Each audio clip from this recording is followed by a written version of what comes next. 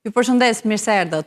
Do të flasim ditën e sotme për bordin e paqes, duke qenë se ditën pra sot mbahet të zhvillohet takimi i parë i këtij bordi, ku është i pranishëm edhe kryeministri i Shqipërisë Edi Rama. Unë dua që edhe me ndihmën e regjisë të ndjekim pamjet e drejt për drejta, ka nisur takimi dhe në fakt është presidenti i Shteteve të Bashkuara të Amerikës Donald Trump në fjalën e tij hapse apo në nisje të këtij takimi, ku marrin pjesë 47 shtete, nga cilat 26 janë shtete të cilat kanë pranuar që t'jenë antare të këtij bordi, i cili u ideua vitin e kaluar në tetor dhe u materializua në janar të këtij viti me nënshkrimin e dokumentit. Janë këto pamjet e drejt për drejta nga aktiviteti që po zhvillohet në Washington. Kemi parë pak më herët edhe kryeministrin e Shqipërisë, zotin Edi Rama, si edhe presidenten e Kosovës, Vjosa Osmani, të cilët janë përgjigjur pozitivisht ftesës së bërë nga presidenti Donald Trump.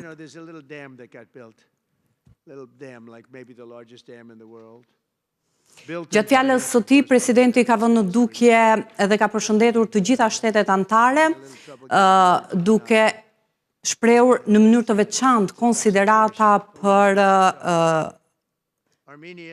kryeministrin Orban, duke garantuar mbështetjen për të, por në të njëjtën kohë kemi dëgjuar edhe vlerësime për presidenten e Kosovës, Vjosa Osmani.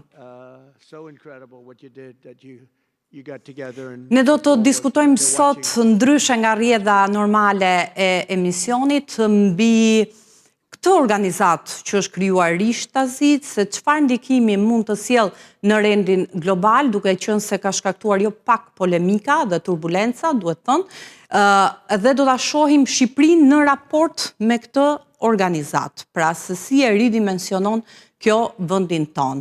Edhe shtetet të cilat janë përgjigjur pa diskutim apo pozitivisht ftesës. Kam kënaqësinë që të kem në studio profesorin Enver Bytyti, ekspert për çështjet ndërkombëtare. Profesor, përshëndetje, mirë se erdhët. Përshëndetje, faleminderit për ftesën, Ada, dhe kënaqësi që jam në një intervistë me ju.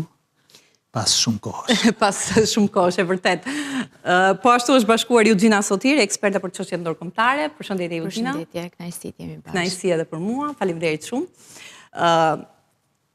E pam të paktën sepse duam t'i transmetojmë vazhdimisht edhe pamjet, sepse flasim pamjet, 47 shtete anëtare, 26 nga cilat janë përgjigjur pozitivisht për të qenë pjesë e organizatës, por me një bashkim evropian që ka preferuar të qëndrojë në rolin e vëzhguesit, duke shprehur rezerva, pikpyetje dhe pasiguri. Ka shkaktuar pra edhe polemika gjithë kjo organizat, edhe në raport me Organizatën e Kombeve të Bashkuara. Një koment paraprak? Së pari ne duhet të jemi realistë. Rendi i vjetër botëror nuk funksionon. Derisa një institucion ndërkombëtar me përgjegjësi për paqen, stabilitetin dhe sigurinë në botë nuk është i aftë të marrë vendime, përfundimisht ai institucion nuk mund të ekzistojë, nuk mund të vazhdojë të ekzistojë. Në këtë kuptim unë jam i bindur që Organizata e Kombeve të Bashkuara e ka mbaruar misionin e saj dhe do të zëvendësohet me një organizat tjetër. Sigurisht që bota nuk do të rrojë dhe nuk do të ketë mundësi të jetë e paqë, të sigurt dhe në stabilitet pa një organizat, por ajo duhet të jetë autoritet i padiskutueshëm për paqen, sigurinë dhe stabilitetin. Në këtë kuptim them që kjo organizat e OKB-s nuk do të ekzistojë. Bazuar në këtë fakt, europianët besojnë që Bordi i Paqes mund të zëvendësojë Organizatën e Kombeve të Bashkuara. Në fakt qëllimi është i njëjtë. Organizata e Kombeve të Bashkuara është themeluar më parë lidhja e kombeve në vitin 1921 dhe pas luftës së parë botërore ajo, dhe Organizata e Kombeve në San Francisco në vitin 1945 qershor është krijuar për të siguruar paqen, për të mos u përsërit më ajo luftë botërore çka ishin më përpara. Dhe 80 vite ekzistencë mendoj që është një mision i kryer me sukses. pavarësisht destabilitetit që ka patur në rajonet ndryshme në përbot. Por tashmë ka ardhur momente që ajo të riformatohet rendi botror, riformatohen organizata ndërkombëtare, riformatohet gjithçka edhe rregulli botror, dhe sepse tashmë kanë ndryshuar edhe aktorët. Nuk kemi të njëjtën aktor, kemi Kinën përveç të tjerëve. Nuk kemi vetëm Europën, Shtetet Bashkuara të Amerikës në një anë dhe Rusia ose ish Bashkimi Sovjetik në anën tjetër. Kemi edhe Kinën, kemi edhe fuqi të tjera. Ne po shohim se në rajonin tonë se si edhe Turqia po merr një rol gjithnjë më të madh, paktën rajonal, dhe të gjithë këto faktorë duhen marrë në konsiderat. Nuk mundet që të vendosin tashmë 5 fuqi të mëdha në Këshillin e Sigurimit, cilat nuk merren vesh kurrë me njëra tjetrën, të vendosin edhe për vendet fuqishme që janë po aq të fuqishme sa ato që janë në Këshillin e Sigurimit. Duhet ndryshuar. Europianët besojnë që Bordi i Paqes është, si thuash, është fillimi një epoke të re në këtë drejtim? Unë mendoj që është fillimi një epoke të re, sepse destinacioni ishte i njëjtë. Paqen kishte synim OKB, Paqen ka synim. Është orientuar tek paqja në Gaza. Por nëse do ketë sukses në këtë aksion të paqes në Gaza, atëherë ky bord do të shërbej për çdo konflikt në rajonet të ndryshme të botës. Dhe kjo do të çojë, jo menjëherë, por gradualisht, hap pas hapi, në krijimin e një organizate të përbotshme, e cila do të ketë në themel pikërisht eksperiencën që do të grumullojë ky bord paqe. Europianët nuk janë dakord që të heqin dorë nga OKB, por europianët nuk janë zotët as ta mbajnë OKB-n. Unë nuk e di se ç'kan parashikuar, nuk e di se çfarë, por europianët nuk janë bashkë në një mendje me njëri tjetrin. Dhe e gjitha gjithçka shkon në favor të iniciativës Donald Trump. Ne duhet jemi të lumtur që iniciativa është e amerikanëve, e presidentit amerikan, dhe nuk është e Rusisë, pavarësisht se për mua shkon edhe në dobi të rusëve, për shkak se edhe ata e nisën shbërjen e këtij rendi botror me sulmin ushtarak që bën kundër Ukrainës, por realisht jemi përpara një faktit edhe iniciative të Donald Trump. 2 element. Edhe unë do t'i rikthehem kësaj analize që u bot për faktin që kjo organizat, Bordi i Paqes, është krijuar, është ngritur pra ideja, por edhe materializimi ka qenë nga presidenti Trump. Dhe pikpyetja që kanë pasur vendet e tjera, kujtoj Britania e Madhe, Franca, ka qenë pikërisht kjo nxjerr në sipërfaqe dominancën e Shteteve të Bashkuara. Pra, kjo është pikpyetja që shtrohet, por megjithatë dua të pyes pak Eugjinën për 2 arsye. Pra, nëse ka ardhur vërtet koha që të riformatohet Organizata e Kombeve të Bashkuara edhe ndërhyrja në Gaza, duke qenë se është kjo kauza për cilën është krijuar Bordi i Paqes, është një lloj testi për vjushmërinë e këtij bordi? Unë Ada në fakt kam një qasje ndoshta pak më ndryshe edhe nga profesori. Nuk shikoj që jemi në fundin e ekzistencës së një institucioni si OKB-ja, më tepër se sa në fillesat për një riformatim të OKB-s, ku në themel të saj të jetë një përfaqësim ndryshe i të gjithë popujve dhe të gjitha vendeve të cilat nuk kanë një zë të paktën në Këshillin e Sigurimit. Nëse do të shikojmë Bordin e Paqes, unë vazhdoj them shpesh e dal nga një rezolute e OKB-s, pikërisht mbështetur në 20 pikat e planit të Trumpit, marrëveshja për ndërhyrje në Gaza, dhe e shikoj në fakt si një kal troje sepse u krijua një mekanizëm dhe një përpjekje për të krijuar një organizëm institucion të ri paralel me OKB-n që pikërisht minon Këshillin e Sigurimit ose të paktën përpiqet për të minuar. Dhe unë këtu e shikoj ngërçin dhe nga ana tjetër shikoj edhe një rezistencë që tashmë do të kemi dhe nga OKB-ja dhe peshqja e përhershme e OKB-s, të cilët edhe pse mekanizmi i vetos brenda Këshillit Sigurimit nuk ekziston dhe e bën nul shpeshherë vendimarrje në OKB, gjithsesi është një veto dhe është një karrige të cilën nuk mendoj që as Rusia, as Kina dhe për më tepër SBA-ja do të jenë të vullnetshme për ta lëshuar. karshi një bordi paqe ku kemi vetëm një karrige të përhershme dhe ai është Donald Trump. Pra nuk kemi as SBA-n si si aktor shtetëror, por kemi një individ i cili merr tagrin. Patjetër që kjo është e rrezikshme. Ky është në vijim të atij trendit, le të themi, në makro global që ne po shohim tashmë për një rikthim të autokracive edhe në vendet demokratike ku tashmë është lideri, ai leadershipi politik i cili përpiqet me anë të këtyre mekanizmave dhe rolit të tyre si kryetar shtetësh të sigurojnë jetëgjatësinë e tyre në tavolinën dhe në marrëdhënie ndërkombëtare. Unë shikoj pak sepse edhe në mënyrën se si është struktura, le të themi, e bordit të paqes, është presidenti Donald Trump që edhe pse jo në pozicionin e presidentit të Shteteve të Bashkuara të Amerikës, do të vazhdojë që të jetë në krye të bordit. Pra leadershipi është deri në përfundim të jetës së Trumpit, le të themi. Ai me vullnetin e tij ja transferon dikujt tjetër. Gjithsesi, unë mendoj që i gjithë bordi i paqes përbën në këto fazat e para dhe ditët e para një handikap shumë të madh ku ajo kauza e Palestinës, e Gazës dhe i gjithë marrëdhënia e shtetformimit, le të themi, e dy shteteve në atë rajon është shumë e zbet dhe nuk flitet shumë për ciptas dhe nuk rregullohet aq qartë, ku ky bordi e zgjeron, le të themi, qëllimin e tij dhe detyrat e tij duke u zgjeruar në të gjitha konfliktet botërore, ku ka dhe ajo që quhet territore të kontestuara. Shprehur ambicia që kjo nuk do të jetë ambicie që shkon përtej Gazës. Një organizat e fokusuar në këtë çështje, do të nisi e tillë,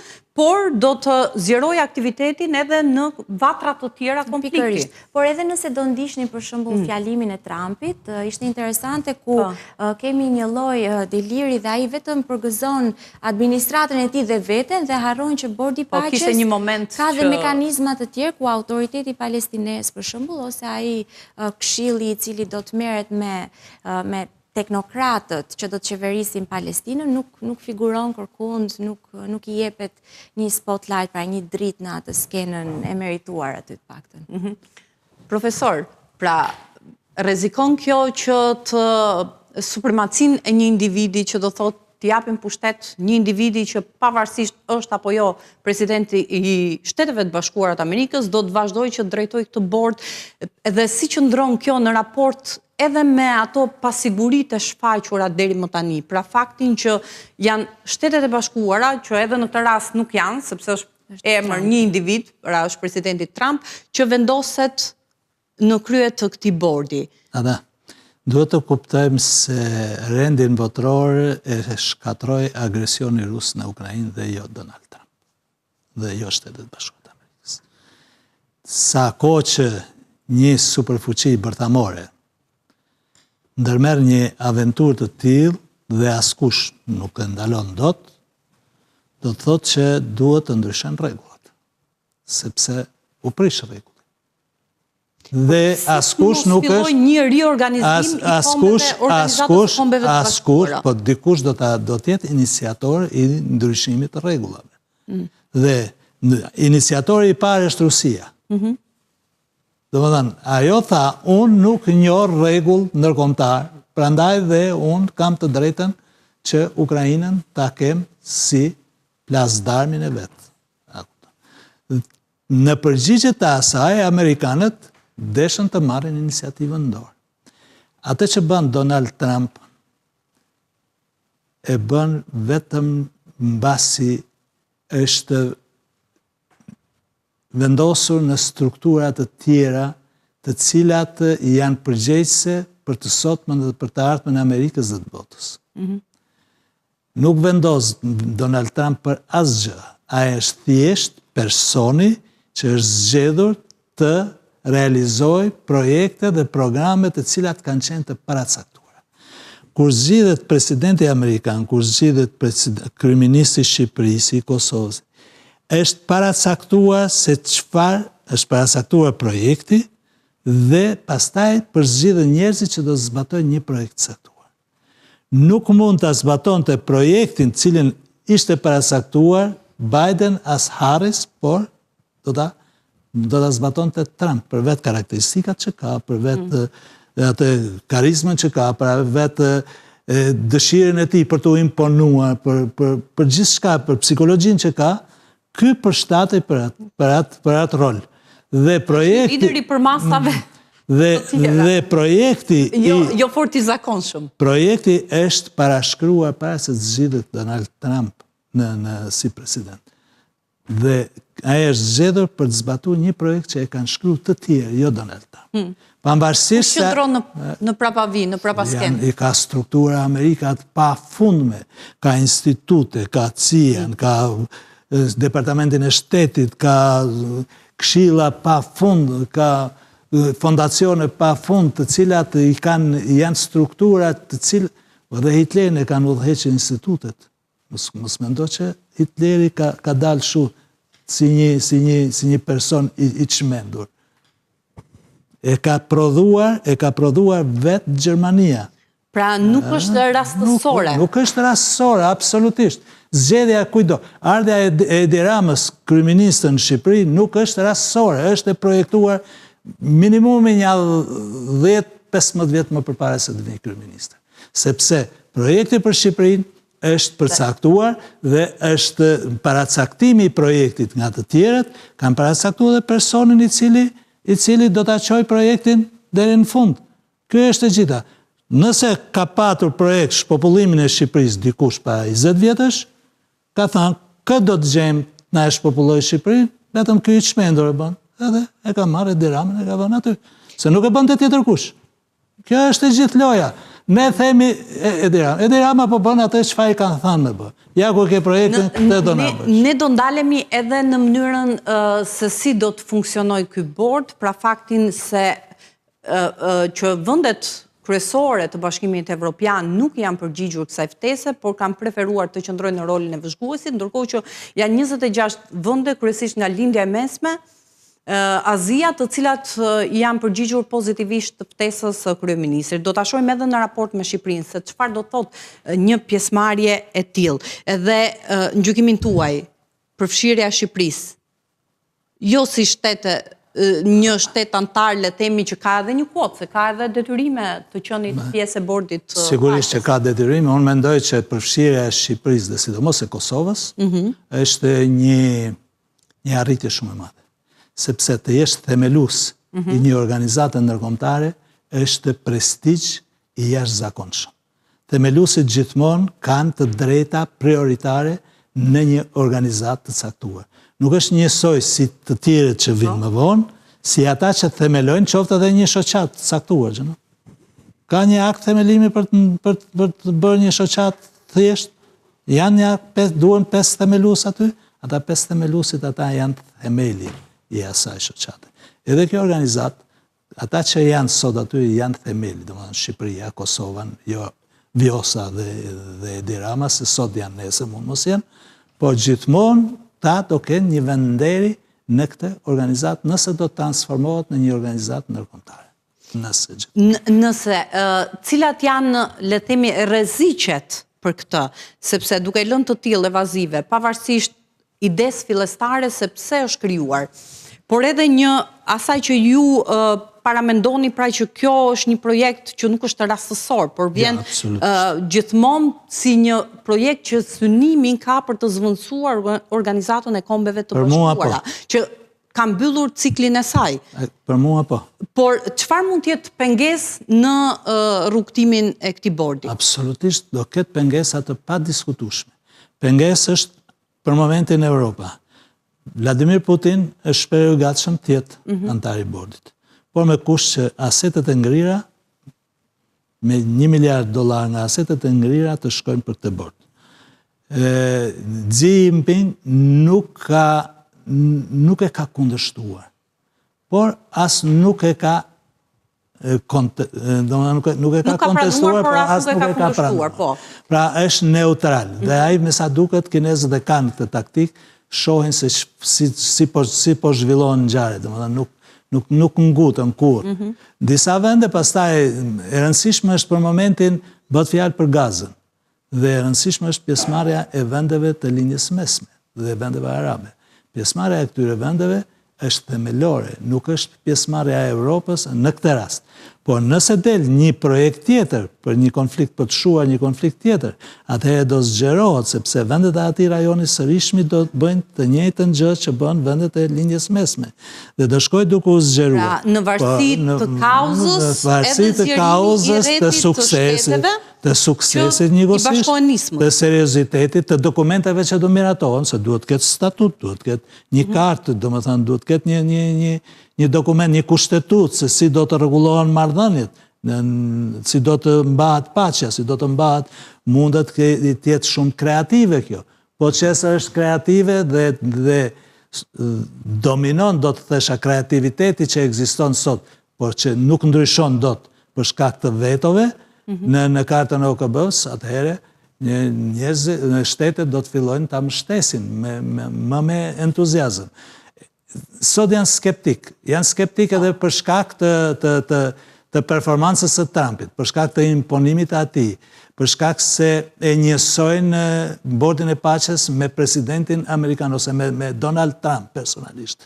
Për shkak se edhe Trump fatkeqësisht përdor njerëz si dhëndrin e tij për të lançuar ide, programe, projekte në këtë, dhe është natyrisht që askush nuk do të donte që dhëndri apo i biri i një presidenti apo një kryeministi të jetë instrumenti kryesor i realizimit të një projekti në mënyrë kategorike. Këto janë, do t'i quaja gafa, do t'i quaja teprimet e jashtëzakonshme të presidentit Trump, por gjithsesi ai projekt nuk është as i Kushner as i Trump. Është i një force shumë të madhe studimore dhe analitike në Shtetet e Bashkuara të Amerikës. Mirë, unë do t'ju ftoja që të ndjekim pak edhe nga fjala e presidentit të Shteteve të Bashkuara të Amerikës Donald Trump. Në takimin e parë është zëvendës presidenti në këtë momente, në fakt i Shteteve të Bashkuara. Është komunikuar më herët që do të ketë një fjalim nga zëvendës presidenti, nga sekretari i shtetit Marco Rubio, si edhe nga ish kryeministri britanik Tony Blair. When I look at what happened to Israel on October the 7th, all those innocent people who were murdered, the fact that you had all of these hostages, and of course, a terrible war that came from it, I remember thinking to myself, how is it ever going to be possible to get these hostages home safely, to make it possible for the people of Gaza to actually have a reasonable future, but also to ensure that Israel is never attacked again? It turns out the answer was you just needed a president who was committed to the effort and committed to the work, and that's what we had, thankfully, under the leadership of this president. And you got to make peace, but then you have to make the peace stick. And that brings me to my second point. That's what the Board of Peace, I think, is fundamentally about, is making the peace stick. Mirë, është, siç përmenda, është zëvendës presidenti i Shteteve të Bashkuara të Amerikës në këtë fjalë që do të mbahet edhe po mbahet aktualisht në takimin e parë të bordit të paqes në Washington, por megjithatë, Eugenia, fakti që ky bord është ngritur dhe po operon në një terren ku janë shfaqur jo pak pasiguri, por edhe shqetësime. Kauza parë është rindërtimi i Gazës, që do të jetë testi, siç ne veçuam. Megjithatë, në thelb, duke marrë parasysh mënyrën se si është krijuar, mënyrën se si po operon, por edhe në këtë pikë ku ndodhet sot kjo organizatë. Sigurisht nuk ka kaluar shumë sprova, por megjithatë mund të ketë edhe mund të japi orientime se cila do të jetë e ardhmja. Si mund të ndikojë në parandalimin e konflikteve, duke mos mbetur vetëm tek Gaza dhe armëpushimi që është arritur vjet i ndërmjetësuar nga Shtetet e Bashkuara të Amerikës ndërmjet Izraelit dhe Hamasit. Po ashtu edhe në dialogun politik dhe bashkëpunimin midis shteteve, si mund të ndikojë kjo organizatë? Unë do të ndaja fillimisht për ndikimin që bordi i paqes do të ketë përtej Gazës. Mund të themi që testi i parë pikërisht është faza e dytë e të gjithë atij planit të madh të rindërtimit të Gazës, por dhe të Palestinës në tërësi, bregu perëndimor, gjithashtu përtej atyre settlements apo vend banimeve që po ndërtohen ilegalisht nga Izraeli. Thënë kjo, mendoj që ngërçi më i madh nuk është në paaftësinë e këtyre vendeve anëtare të bordit për ta rindërtuar Gazën, më tepër se sa një fazë përpara saj, që është ajo e çarmatimit të Gazës dhe pikërisht dorëzimit të armëve nga Hamasi drejt që është pjesë e rendit ditës. Pikërisht, dhe kjo është, mund themi, ai guri i themelit që teston dhe do të jetë statusi i vetë bordit të paqes në të ardhmen, nëse do të ketë sukses apo do të dështoj që në ngjizjen e saj. Mendoj që për sa kohë Hamasi si një forcë rezistence, por po ashtë një organizatë terroriste, nuk e ka tashmë, nuk e ka të gjithë hapësirën në kontroll, sepse është goditur her pas here nga Izraeli, është dekurajuar po ashtu të gjitha proksit e tij dhe është pak më e lehtë për bordin për të negociuar dhe për të shkuar te dialogu politik, që është edhe faza e dytë. Edhe pse të gjithë të procesi është pak të gjatë dhe më të vështirë. Nga ana tjetër, nëse do të shikojmë edhe përbërjen e bordit të paqes, duket qartë që është një përpjekje rajonale në këto momente për të kaluar faturën e rindërtimit në vendet e gjirit, pra në vendet e rajonit, ato arabe, ku do të jenë ato tashmë të cilat patjetër kanë interesat e tyre gjeopolitike në atë rajon, që konflikti mos të ketë një efekt spillover, dhe do të jenë ato tashmë që do të paguajnë. Nga ana tjetër, edhe vetë roli apo shprehja e këtij vullnetit politik edhe nga ana e Indonezisë, për shembull, që është një nga vendet me popullsinë më të madhe botërore islamike, mendohet që deklaratat e tyre dhe vullneti i tyre për të dërguar boots on the ground, pra për të dërguar ushtar në këtë forcën e stabilizimit që do të krijohet aty, është një përpjekje po aq e atij rajoni dhe asaj popullsie për të rindërtuar veten.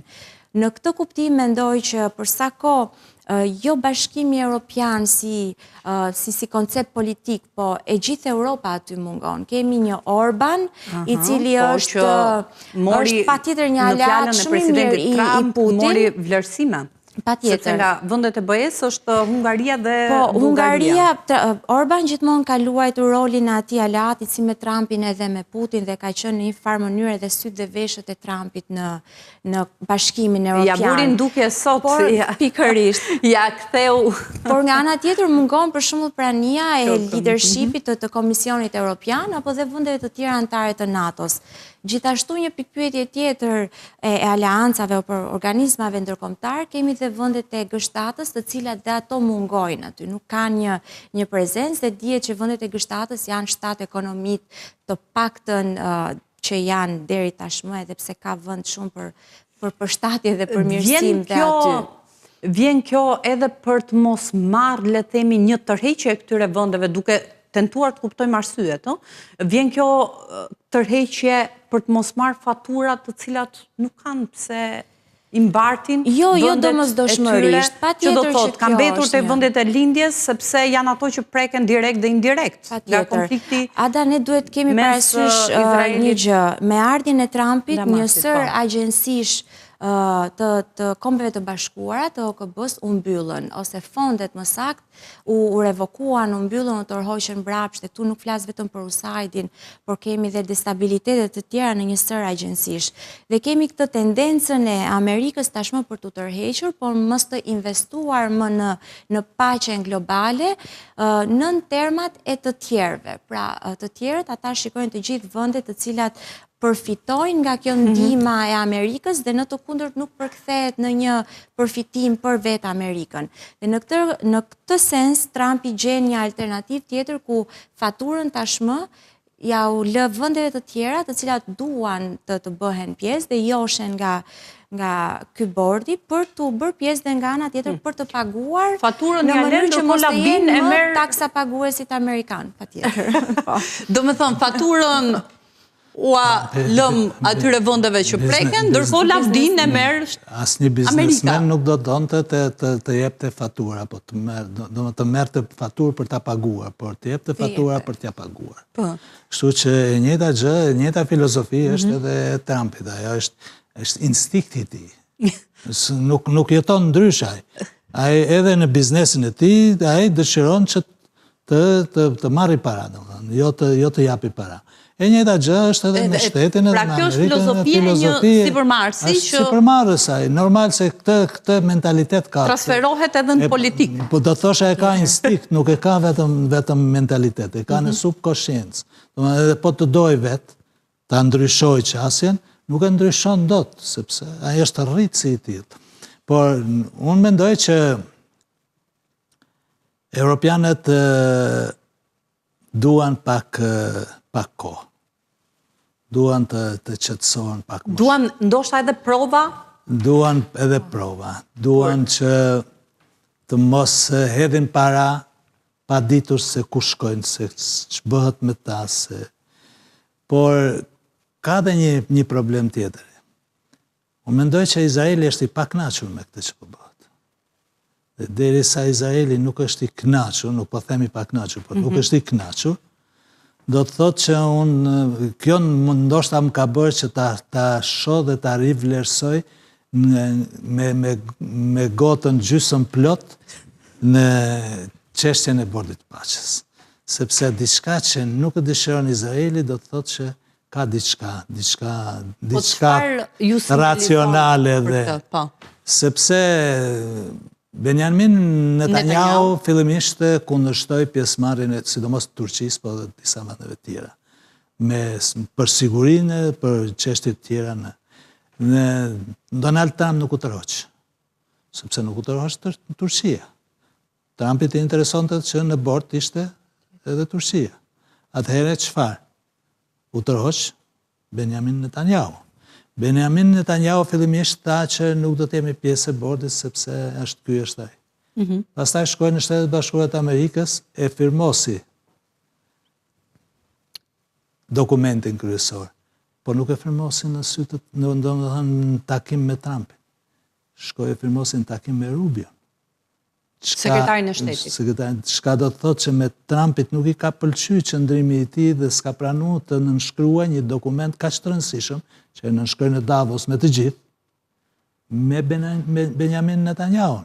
Kjo shtron një pikpyetje tjetër, nëse pakti dhe përfshirja e Izraelit po bëhet me kushte të tjera, që do thotë nëse këto vende kanë nënshkruar një dokument dhe pajtohen me gjitha kushtet e përfshira edhe në atë çfarë përcakton dokumenti, Izraeli mund të ketë pranuar të jetë pjesë e bordit paqes duke diktuar edhe Izraeli kushtet e veta. Legalisht dhe publikisht jo.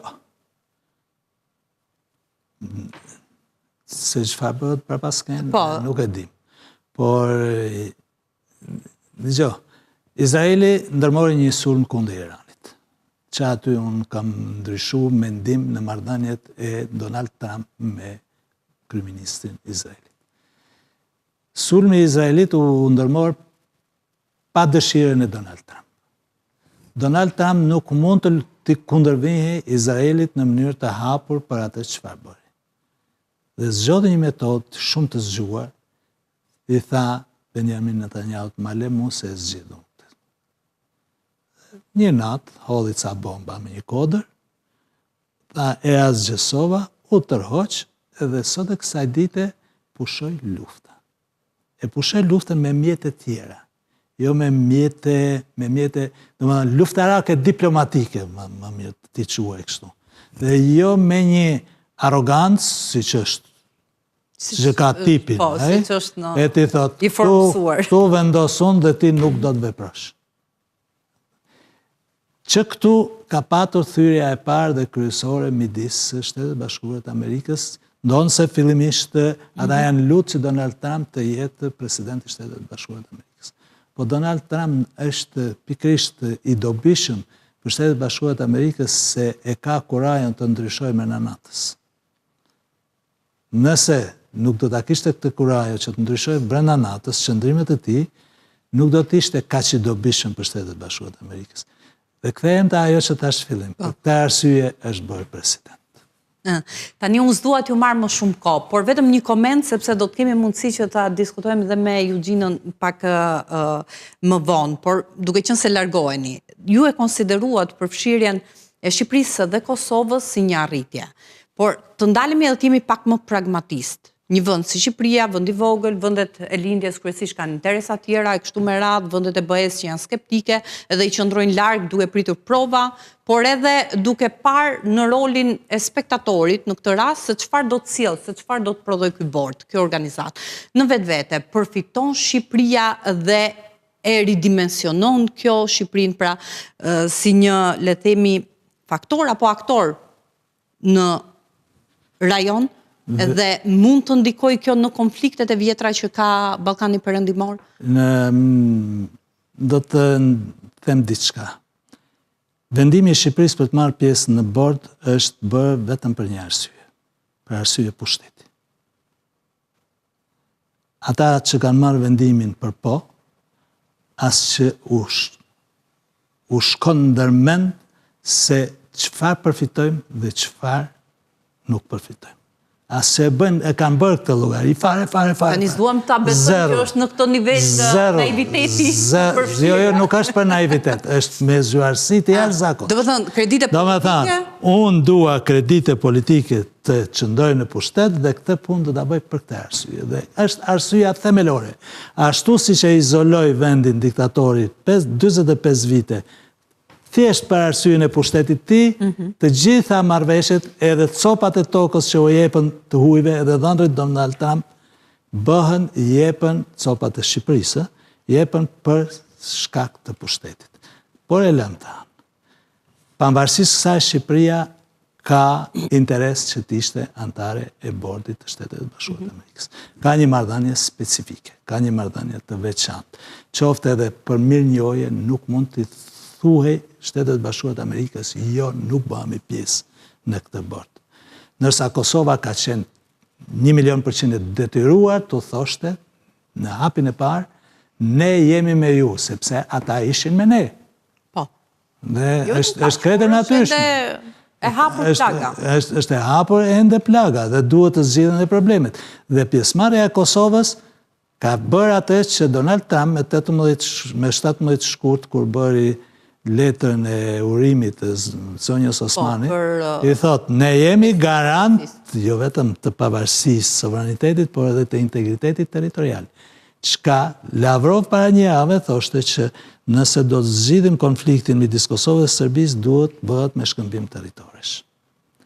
Ai e ka përcaktuar qartë. Po kështu edhe Rubio, që do të thotë që pjesëmarrja në bord është ja ka vlet që në momentin e parë, që në hapin e parë. Sepse ke thirrë në mbështetjen tënde për interesat e vendit tënd fuqinë më të madhe të botës. Ajo s'duam ne të forcohet ose jo Kina apo dikush tjetër, Shtetet e Bashkuara të Amerikës dhe për disa dekada do jenë fuqia më e madhe e botës. Nuk e ndryshojmë dot këtë fakt. Unë falenderoj profesor, shumë kënaqësi që ishit me ne. Faleminderit. Do të shkojmë në një hapësirë të shkurtër publicitare dhe do të rikthehemi sërish në studio.